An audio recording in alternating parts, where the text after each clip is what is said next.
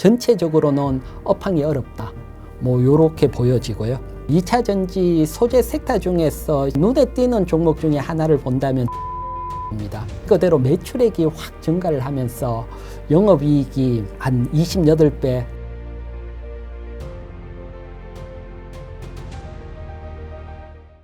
근데 대표님, 최근에 자동차랑 반도체 이 두 쪽 분야는 워낙 수출이 잘 되고 있다고 하셨는데 2차 전지는 수출이 좀 부진하다고 하셨거든요. 네, 맞습니다.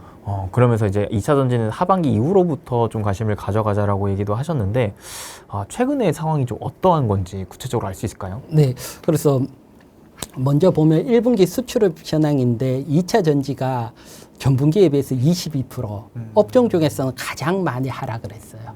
그래서 이만큼 2차 전지 업황이 뭐 전체 업종 중에 가장 어려운 상황이다. 요 설명이 되고요. 그리고 이 어려운 상황이 끝났다 안 끝났다 판단하기도 사실은 어렵고요. 어렵다는 이유는 다른 게 아니고 지금 보시는 것은 테슬라 차트거든요. 네. 테슬라 차트가 지금 뭐 저점까지 보면 올해만 44% 하락을 했고요. 네네. 여기에다가 테슬라가 또 4월 달에 가격 인하 정책을 또 발표를 했어요.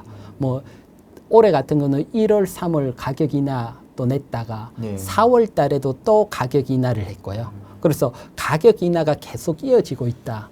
이 얘기는 업황이 만약에 전기차 만드는 회사가 가격 인하를 하게 되면 뭐 배터리 가격 인하 압박을 받고 소재주 가격 인하 압박을 받을 수밖에 없으니까. 그렇죠. 연결지어서. 그래서 업황이 아직 계속해서 아직은 어려운 국면 속에 이어지고 있다. 이렇게 보여지고요. 특히 1분기 때 양극재 수출 판가거든요. 보면 빨간 선이 가격인데 보면 뭐 3만 달러 하락을 해서 계속 하락을 하고 있고요. 또 수출 양도 둔화가 되는 형태고요. 그러니까 아직은 이 가격 판가가 하락이 멈추는다. 이 멈추는 걸 확인하고 들어간다 생각을 하고요.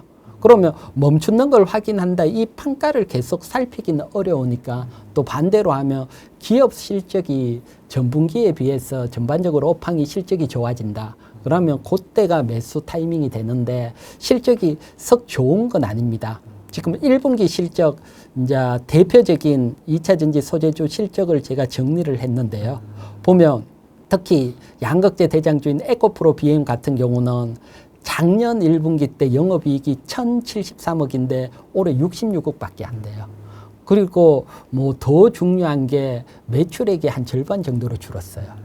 이러니까 아직은 업황이 어렵다.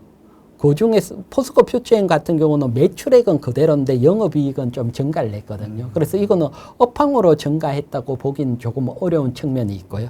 그리고 보면 나머지가 파란색인 건 다 적자라든가 감소. 그래서 적자 전환이 많이 생겨났고 있고요. 그중에 이제 눈에 띄는 종목 중에 하나를 본다면 대주전자재료입니다. 대주전자재료 같은 경우는 말 그대로 매출액이 확 증가를 하면서 영업이익이 한 28배, 워낙 안 좋았으니까 작년에 뭐 워낙 안 좋았으니까 뭐 확 증가한 측면도 있고요. 하지만 매출액 측면에서 보면 확 증가하고 그래서 2차 전지 소재 섹터 중에서 실적에 눈에 보이는 것은 뭐 대주전자재료 하나고 아직은 전체적으로는 업황이 어렵다. 뭐 요렇게 보여지고요. 그래서 업황이 일단 전반적으로 요렇게 보다 보면 여러분들이 조급하게 매수하기보다는 지금 보면 제가 설명을 드렸듯이 보면 옆에 파란색으로 감소가 되거나 적자가 됐는 건 파란색으로 작년도 영업이익에 비해서 화면으로 보면 가장 뭐 오른쪽 부분인데 요게 빨간색으로 많이 바뀌는 시점이 되면 그때가 사실은 뭐 매수 타이밍이라고 보시면 되고 아직은 어려운 측면 속에 있다 설명을 드리고요. 이제 에코프로 BM 대표적으로 실적을 한번 보게 되면 일단 매출액입니다. 매출액을 보게 되면 올해 1분기에 9,704억이거든요. 근데 작년 1분기 때 보면 매출액이 2조 110억입니다. 거기에 비해서 반 이상 줄었다는 겁니다. 그러네요. 그리고 영업이익 같은 경우도 작년 1분기에 1,073억인데 67억이거든요. 그처럼 업황이 아직 치열하다. 아직은 이런 것들이 작년 분기에 비해서 증가되는 모습. 그래서 업황이 대부분 증가되는 모습이 보이면 뭐 주가적으로는 조금 조금 상승을 한 측면이 있지만 그때 접근을 해야지 계속 상승 사이클을 타고 갈 수 있거든요. 그게 아니고 미리 매수가 들어가게 되면 어디가 저점인지 잡기가 어려워요. 네. 그래서 매 분기 실적이 나오면 이런 관련주들이 전분기에 비해서 얼마나 변화가 됐는지 사실은 뭐 판매 가격, 양극재 판매 가격, 음극재 판매 가격 이거 살피는 건 더 어렵거든요. 그거보다는 일단 실적이 돌고 또 뭐 말 그대로 판매 가격도 매달 나오니까 양극재 판매 가격이 어느 정도 멈춘다. 그러면 관심을 가지고요. 특히 지금처럼 가장 어려운 것은 다른 것보다는 뭐 많이들 얘기가 나오고 있지만 캐점 현상, 요 그래프가 캐점이 뭐냐고 하면 이제 신제품이 나오게 되면 이제 얼리 어댑터나 뭐 선각제나 이런 쪽이 먼저 사용을 하고 예. 아 이거 좋다. 그러면 이제 대중화가 되고 확 가거든요. 그 단계에서 경기가 확 둔화되는 그 지점이 캐점이거든요. 어려워지는 거. 주로 이때 보게 되면 또 뭐가 생겨나냐고 하면 치킨 게임들이 생겨났어. 죽을 기업들은 죽고 살아남았는 기업들이 이제 뒤에 큰 시장을 독점을 하게 되는 거죠. 그래서 지금은 앞에서 보듯이 테슬라가 계속 가격 인하 정책을 하고 전기차 시장이 치열한 경쟁을 하면서 가격도 압박을 받고 또 보면 2차 전지 차 만드는 업체로만 돼 있는 쪽은 뭐 파산이 될 수 있다 이런 얘기들도 나오고 어느 정도 재편이 되고 그래서 전기차 같은 경우는 없어지지는 않고 결국은 우리가 나갈 방향이잖아요. 그렇죠. 그래서 이번 캐점 현상에 따라서 가격 인하가 나오면 뭐 내년 정도 되면 디젤 가격하고 비슷한 시점이 오거든요. 그러면 이제 본격적인 전기차 시점이 나오고 그렇게 되면 다시 한번 2차 전지 관련주들이 뭐 파이가 커졌기 때문에 상승할 수 있는 측면이 있고요. 대신 이 캐점 기간이 뭐 길면 2, 3년 또 갈 수 있고요. 그렇기 때문에 너무 올해부터 둔화가 되기 시작을 했기 때문에 작년 말부터 둔화가 되기 시작을 했기 때문에 너무 조급하기보다는 뭐 매수 타점을 조금 늦게 잡더라도 기업 실적이 전체가 도는 걸 확인하고 잡는 게 지금 봤을 때는 유리할 걸로 보여지고요. 그 다음에 이런 캐점 현상이 되고 본격적으로 갔을 때 우리나라 기업들이 훨씬 유리한 측면이 있거든요. 유리한 측면은 뭐 전기차 침투율이 중국 같은 경우는 거의 30%고 유럽도 거의 20%거든요. 근데 북미 시장은 9%밖에 되지 않기 때문에 앞으로 커질 수 있는 시장이 훨씬 넓다. 대중화가 됐을 때 미국 쪽에서 훨씬 수요가 생길 수 있다. 이거는 우리 전기차 봤을 때는 훨씬 한번 타점 잘 맞춰서 저점에서 잡으면 크게 성장할 수 있다. 요게 남아 있거든요. 그래서 요런 부분들도 있기 때문에 너무 조급하게보다는 조금 여유를 가지시고 조급 앞쪽보다는 약간 늦게라도 도는 거 보고 확인을 하고 접근을 하는 게 좋아 보이고요. 그리고 조금은 다른 시각이지만 과거 태양광 폴리실리콘 예. 중국 기업이 막 들어왔을 때 그때 대장주인 OCI 홀딩스 그래프하고 겹쳤거든요. 겹쳐서 보게 되면 폴리실리콘이 처음 나오고 킬로그램당 뭐 200달러가 막 넘어가다가 중국이 들어오면서 가격이 급락이 나왔거든요. 그러면서 위에 주가도 같이 급락이 나오고 횡보를 하다가 이제 정말 대중화가 된다. 폴리실리콘 가격이 더 이상 하락을 하지 않고 살짝 반등이 나오더라도 뒷단에서 크게 상승이 나왔거든요. 그래서 요런 뒷단, 물론 그 앞에 한 1년 반 정도 횡보가 있었고요. 그래서 지금은 이런 어떤 횡보 기간으로 불리고 양극재 가격이 하락이 멈추고 가격이 횡보를 한다. 요런 걸 확인을 하고 기업 실적이 전체적으로 바뀌는 모습이 나온다. 그러면 그때 매수를 하더라도 늦지 않고 뒤에 큰 파이를 먹을 수 있으니까 뭐 한번 타점을 기다리시는 분들은 지금처럼 기업 실적이나 양극재 가격 살펴보면서 조금 여유를 가지시고 지켜보시라고 설명을 드리고요. 사실 2차 전지를 또 보유하고 계신 분들이 되게 많으시잖아요. 우리나라 개인 투자자분들이. 그래서 기존에 보유하셨던 분들은 이 업황이 안 좋아지는데 내가 이걸 계속 가져가는 게 맞나? 어떻게 해야 되지? 지금이라도 좀 팔고 다른 거를 사야 되나? 라고 우려도 하실 거고, 반대로 기존에 2차 전지에 탑승하시지 못하셨던 분들은 이번에 좀 내가 사고 싶은데 언제쯤을 타점을 좀 잡아야 될까에 대한 좀 궁금증도 가지고 가셨을 거라고 생각을 해요. 네, 그런 부분들을 오늘 대표님께서 좀 잘 설명해 주신 것 같고, 결국에는 지금은 업황이 좀 하락 시기이기 때문에 급하게 매수를 들어가기보다는 좀 실적의 터닝이 좀 나오는 순간까지 좀 기다려보고, 그다음에 아까 말씀하셨던 양극재 가격. 그죠, 양극재 가격도 좀 하락 안정화가 되는, 그다음에 좀 다시 재차 상승하는 구간을 좀 기다려보자. 너무 급하게 볼 필요는 없다. 그렇죠. 지금 한창 치킨 게임이 벌어지고 있는 구간이기 때문에 그 안에서 사실 우리나라 기업들이 승자가 될 가능성이 높잖아요. 그렇죠. 네, 그러니까 또 승자가 되면은 그 이후에 파이가 훨씬 더 큰 것들을 먹어갈 수 있는 또 기회가 생기니까 너무 급하게 생각하기보다는 좀 더 시간의 흐름을 두고 업황이 좀 터닝하는 구간을 좀 기다려보자라는 네. 포인트네요. 근데 대표님, 지금 2차 전지가 업황이 좋지 않음에도 불구하고 아까 포스코 퓨처엠이라든지 대주전자 재료 이런 애들의 실적은 굉장히 좋았잖아요. 네. 또 이렇듯이 지금 2차 전지 전체적인 업황은 힘든데 그래도 그 중에서도 관심을 좀 가질 수 있을 만한 섹터나 종목군들이 따로 있을까요? 네. 일단 소재 쪽에서 이제 설명을 드리면 그 중에 하나가 이제 대주전자 재료. 뭐 대주전자 재료 같은 경우는 엉극재를 만들고, 엉극재 쪽은 요즘 실리콘 엉극재가 대세인데 실리콘 엉극재 양산 경험은 있는 건 대주전자 재료가 유일하고요. 또 물론 뭐 포스코 퓨처엠도 만들지만 양극재 주니까 네. 아무래도 엉극재 쪽에서 보면 뭐 유일하게 대주전자 재료가 실리콘 엉극재 관련 양산 경험이 있다. 요 메리트가 하나가 있고요. 특히 많이 투자를 했다가 이제 본격적으로 파이가 매출이 증가를 하고 있더라고요. 그래서 뭐 먼저 도는 쪽은 소재주 쪽에서는 대주전자 재료로 보여지고 나머지 쪽은 아직은 섣부르다.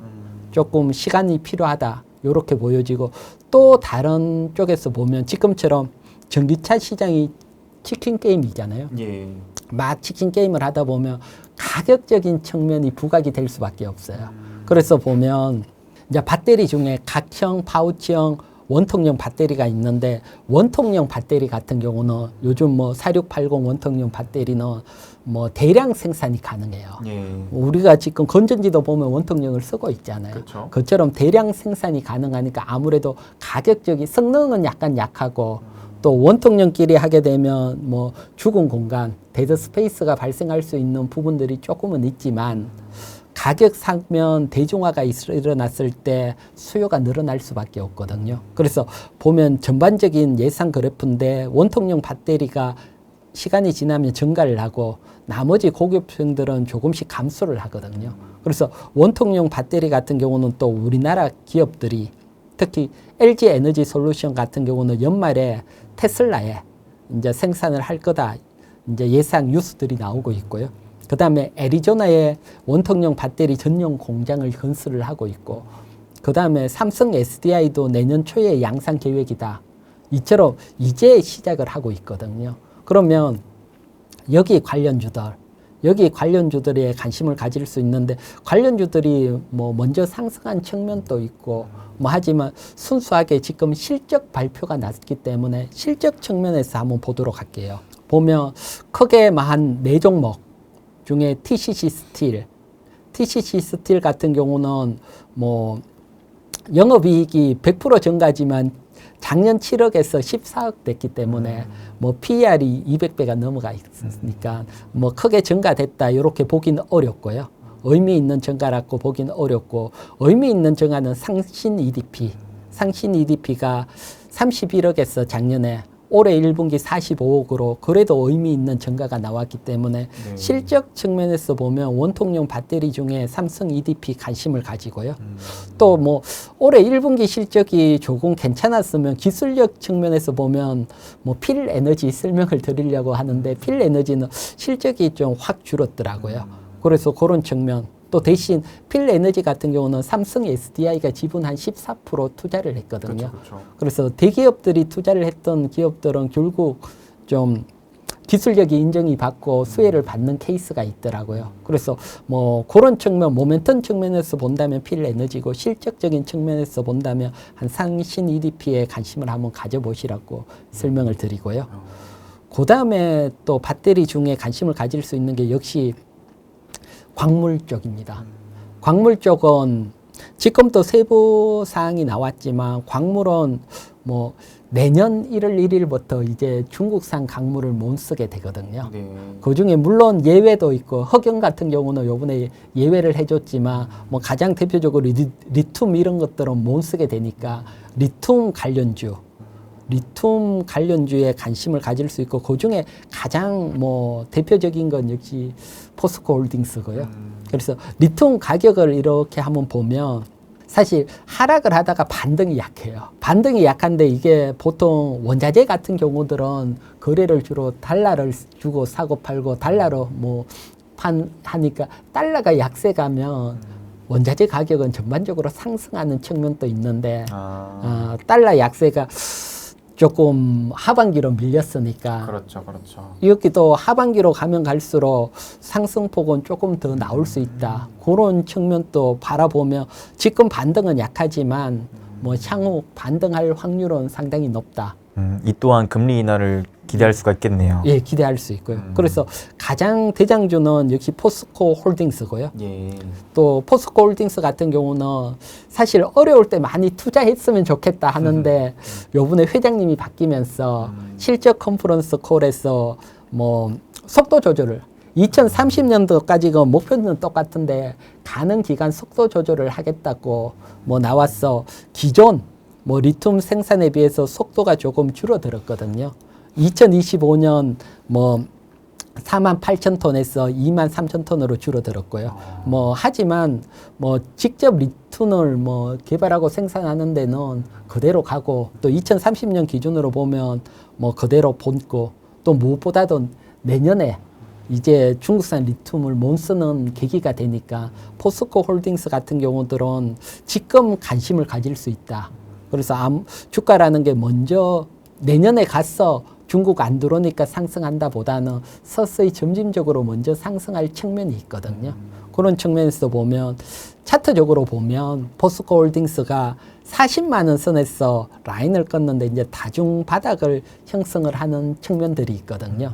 그렇게 보면 40만 원 이하 정도에서 관심을 가질 수 있고 사실 작년 7월 달부터 한번 불을 뿜었다가 그 다음 조정을 받았을 때 과하게 또 조정을 받으면 V자 반등은 힘들고 이런 경우들은 또 다중 바닥 형성을 하면서 뭐 한번 또 움직이는 측면이 있고요. 월봉 차트로 보더라도 40만 원 선이 2018년도에 한번 갔다가 밀렸고 그 다음에 2021년도에 한번 갔다가 밀렸다가 돌파를 했거든요. 그래서 월봉이 이렇게 돌파가 되면 또 조정이 나오면 이제는 지지로 그렇죠. 작용을 할 확률도 있고 해서 한 40만 원 이하권에서는 관심을 가져보셔도 괜찮지 않을까 이렇게 설명을 드릴게요. 사실 포스코홀딩스 좋아하시는 분들 굉장히 많거든요. 여러모로 또 저 PBR 그 주주 환원에 대한 모멘텀도 받을 수 있는 기업인 거잖아요. 2차 전지 중에 거의 뭐 유일하다시피. 네. 그래서 뭐 철강 쪽에서 이제 점점 2차 전지 쪽으로 탈피하고 있는 만큼 굉장히 많은 분들이 관심을 가지고 계신 것 같은데 슬슬 차트적으로도 봤을 때 이제 지지 구간이 확보가 되고 있는 만큼 좀 관심을 좀 더 줘서도 될 것 같다.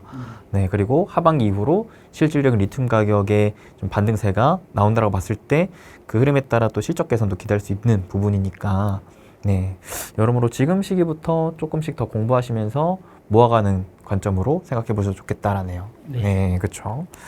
근데 대표님 제가 또 하나 이제 궁금한 게 연말에 금투색 부분에 대한 부분도 조금은 걱정이 되지만 일단 당장에 또 다음 달에 6월 30일이죠. 공매도가 또 제기가 됩니다. 이것도 걱정이 되는데 혹시 이 공매도가 재개되는 흐름 또 이후로 증시의 상황을 좀 어떻게 예상할 수가 있을까요?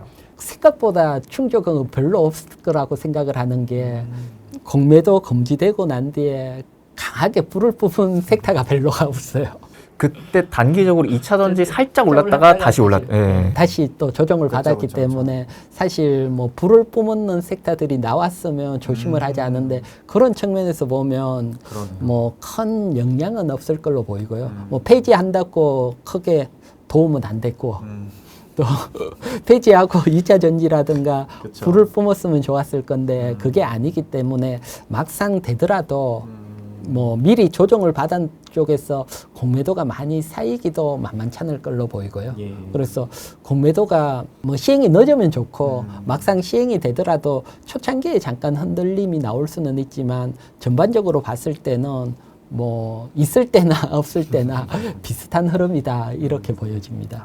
사실 저는 개인적으로는 좀 제약바이오 섹터가 오히려 이쪽 부분에 있어서 나름대로 또 투심이 약화될 수도 있지 않을까 좀 걱정이 돼가지고 여쭤봤는데 네, 맞습니다. 그 바이오가 먼저 상승한 측면들은 최근 뭐 섹터 중에서는 좀 상승한 측면이 있고 그렇죠. 공매도가 생기고 또 거기에다가 금리 인하가 미뤄진다 그러면 아무래도 공매도 타켓이 제약 바이오 쪽에 될 개연성은 상당히 있어 보입니다.